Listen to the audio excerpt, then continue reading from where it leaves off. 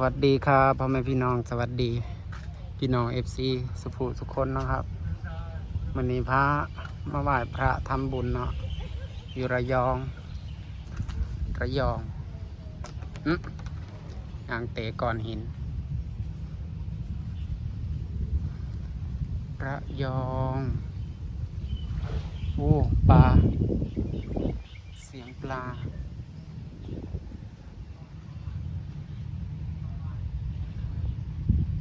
ยางมาถูกทางบ่ล่ะเดินมาถูกทางอยู่ไหมอ๋อถูกอยู่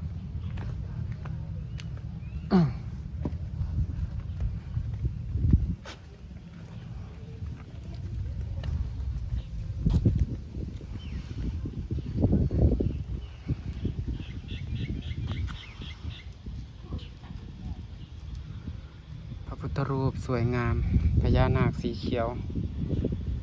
งามคัก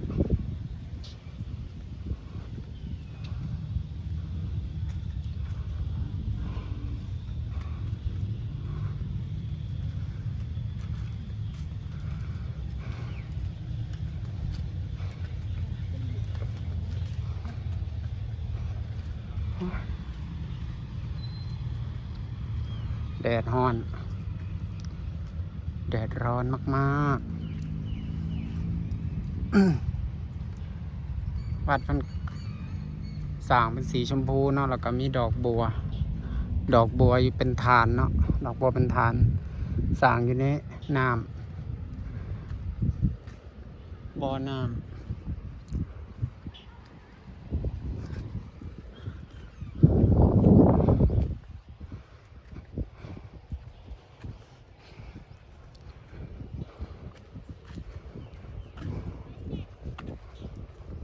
ร้อนมาก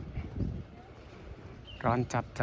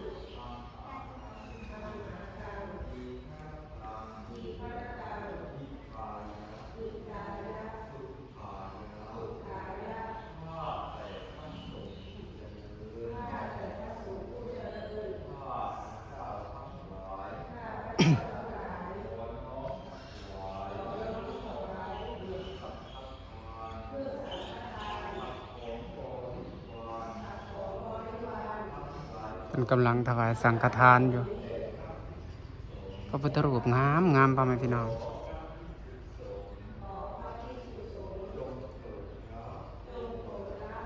พระพุทธรูปสร้างถวายให้เจ้าที่แทนการตั้งศาลเนาะ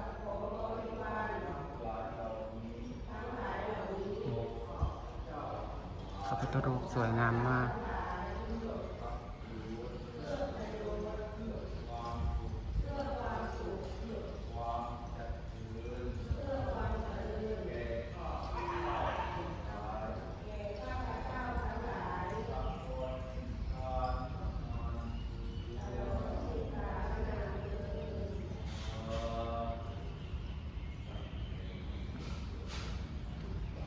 พระพุทธรูป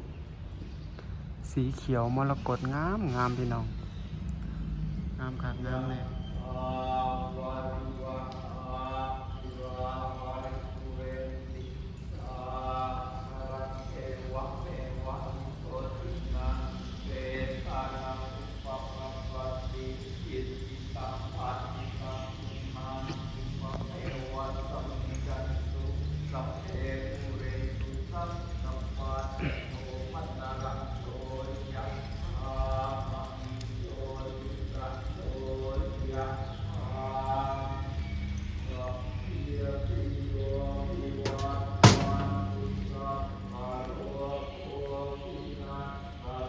ทำบุญตามกำลังศรัทธาเนาะ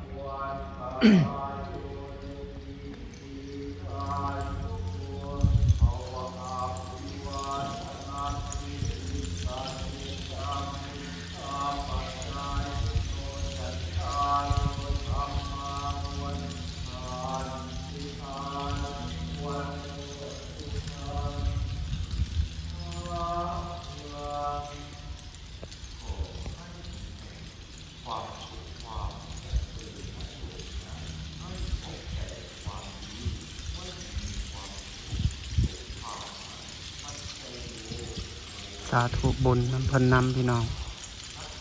เพิ่นเอาข้าวสารมาถวายวัดเนาะเป็นกระสอบเลยสาธุ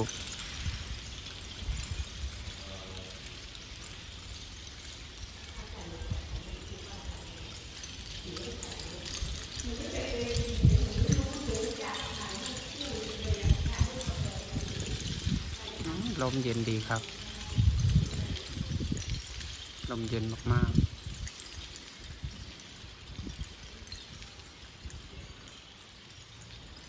คลิปนี้ก็พอแค่นี้ละครับพ่อแม่พี่น้องสวัสดีครับ